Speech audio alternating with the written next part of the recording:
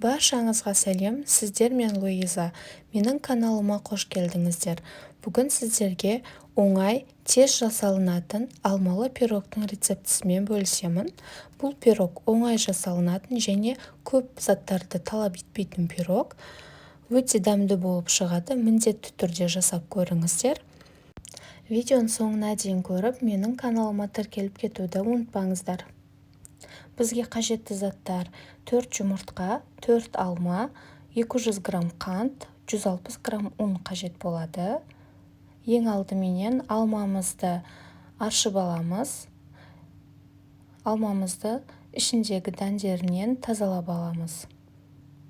Енді тазаланған алмаларымызды ортасынан бөліп, жіңішке етіп турап шығамыз.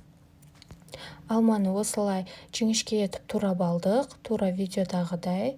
Бұл алманы біз пирогтың бетіне әсемдеуге алып қоямыз. Енді жұмыртқамызға аз-аздан қант салып, миксерменен жақсылап араластырып аламыз. Қантымыз ерігенше және жұмыртқаның көлемі 2 есе болғанша жақсылап араластырамыз. Енді ұнымызды електен өткізіп аламыз.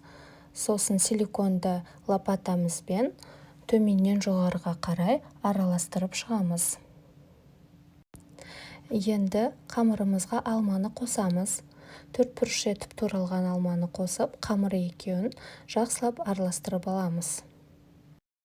20 сантиметрлік формамызға қамырды салып, үстін тегістеп шығамыз. Енді туралған алмаларымызды видеодағыдай етіп бетіне қойып шығамыз.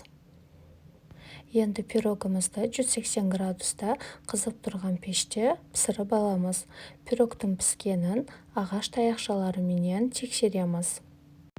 Міне, біздің пирогымыз дайын болды. Бетіне өз қалауларыңызша қант ұнтағын сеуіп шықсаңыздар болады. Астарыңыз дәмді болсын. Сіздермен болған Луиза. Менің каналыма тіркелуді ұмытпаңыздар.